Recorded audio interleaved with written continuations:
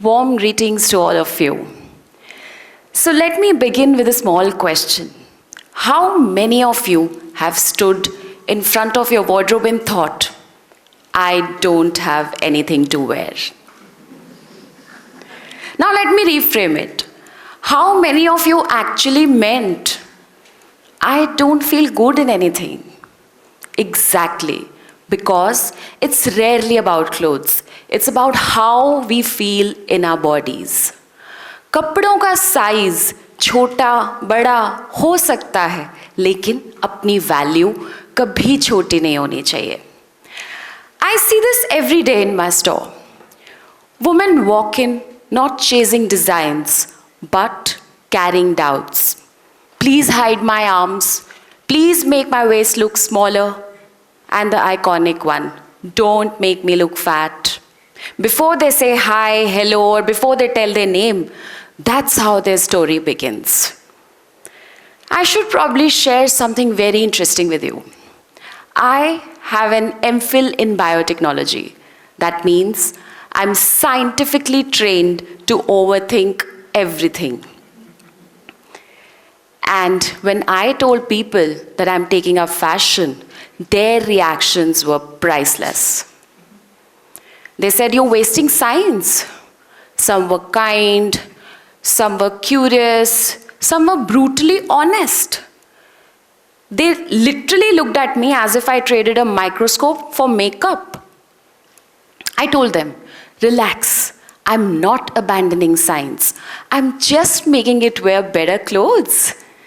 मैंने कहा, मैंने साइंस से अपनी पढ़ाई वेस्ट नहीं की है, सिर्फ अपना wardrobe upgrade किया है. People also asked, so now you'll stitch clothes? I said yes. And I'll also stitch identities, livelihoods, and sometimes my own sanity. Because both science and fashion require patience, precision, and occasional crying at 2 a.m. while Googling. Both science and fashion don't allow you to switch off.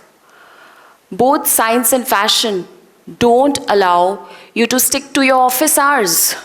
And they don't respect calendars, vacations, or weekend plans. Education does matter, but no degree will teach you how a fabric will fall before it's cut, or how a garment will move before it's stitched. This kind of seeing doesn't come from a classroom. It comes from aesthetic, from watching, from feeling, from being curious since forever. Aesthetic is something which is not manufactured. You can sharpen it, but you can't download it. Aesthetic sense ना syllabus में नहीं होती है, वो रूह के curriculum में होती है. I've always been curious. Not the cute kind of curious, but the dangerous one. The one that asks, what happened if I try this? Science trained me to ask questions. Fashion gave me permission to break the answers. Failure never scared me. Stagnation did. So I kept experimenting, learning, layering, ... And that's when Ellipses was born. Not as a brand, but as a belief. Because in mathematics, an ellipsis doesn't mean a full stop. Those 3 tiny dots means that something is coming up. And that's exactly how I felt about my life. Biotechnology wasn't a full stop. Fashion wasn't a random turn. It was an ellipsis, a continuation. And then I realized, women bodies are ellipses too. Not perfect circles, not straight lines. They are living stories. Curves that evolve, shapes that shift, phases that change. And we treat them like fixed equations. We want our bodies in our 20s to match up to our bodies in our 40s. Well, that's like expecting the same data set to yield similar results forever. Even science would laugh at it. People kept asking me, So, are you a fashion designer or a scientist? I said, I'm both. Because creativity needs logic, and logic needs imagination. Fashion didn't replace science, but science refined my fashion. It taught me precision in cuts, symmetry in silhouettes, and discipline in detailing. Most importantly, it taught me to observe before I create.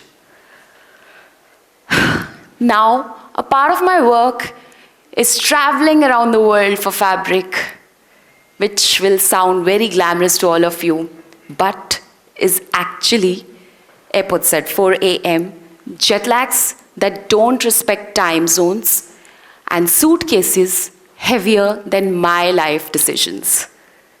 And then comes the airport security, trying to explain them always, why am I carrying 12 kilos of fabric, 3 heavy notebooks, emotional attachment to samples, and 0 clothing for myself. Apparently that explanation never sounds normal. Coming back to my idea today, I believe women, they don't dress up to express, they dress up to apologize. We've been taught to fit into clothes instead of letting clothes fit in us. We buy outfits to hide, to shrink, to disappear. But clothing should do the opposite. It should help you arrive.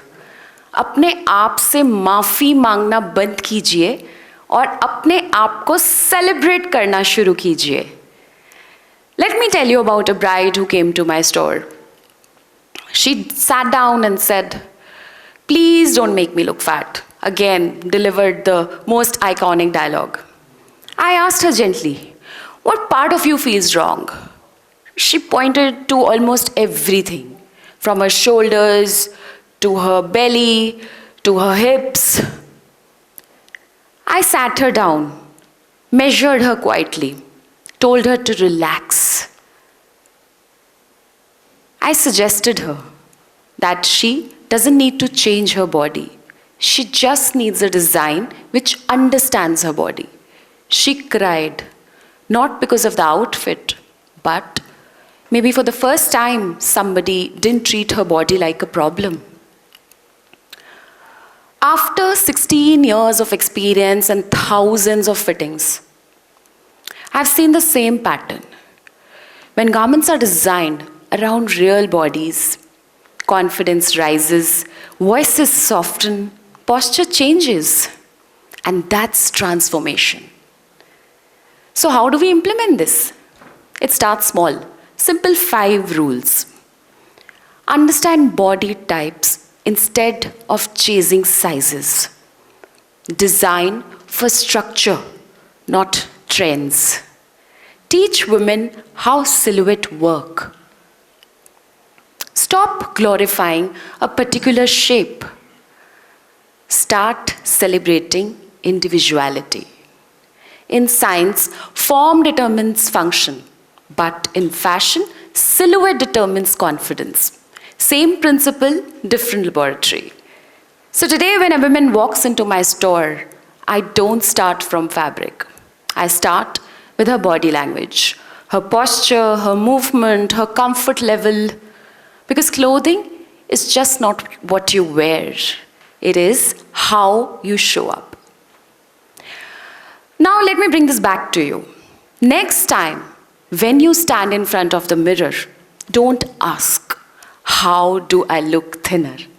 Instead ask, how do I feel stronger? Don't fight your body. It's carried you through all the heartbreaks, illness, joys, survival, pregnancies, and whatnot. Dress it with gratitude. As Guru Nanak Dev Ji reminds us, Jo disse so vinsna, jaise patase di dheri, which means whatever we see is temporary, and it's not worth wasting this temporary life hiding. When you wear something which truly fits you, you just don't enter the room quietly. You arrive. Your body is not an obstacle to style. It is the starting point. And remember, just like an ellipsis, this is not the end. There's more coming. And in Punjabi we say, Jo bhi Rab ne banaya, pura hi banaya. Whatever God created, created complete. Not lacking, not unfinished, complete. And here's something science taught me, much before fashion did. Our bodies are genetically predisposed to storing fat at certain places. Some women carry it in their hips, some in their bellies, some in their arms, and that's completely okay. Two girls can eat the same amount of food, lead the same lifestyle, and can be completely opposite to each other. That's not laziness, that's biology. Let me tell you a quick story. Two clients once walked into my store, both same age and had the same height. One was broader on the top and other was fuller at the bottom. Both looked into the mirror and said, "Something is wrong with me."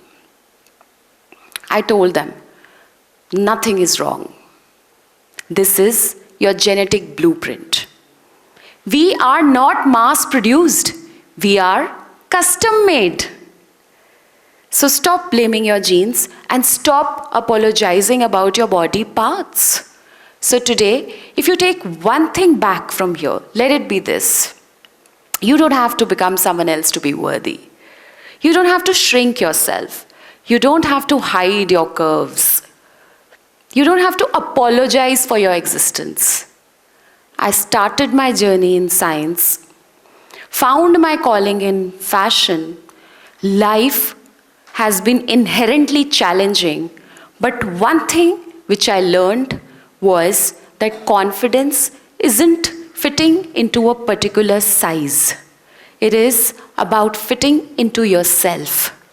Life will keep changing you, your body will change, your dreams will change, chapters will change, and that's okay, because life doesn't move in straight lines.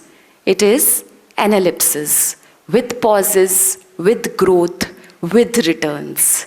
So, honor your body, trust your evolution, and wear your story with pride. Thank you.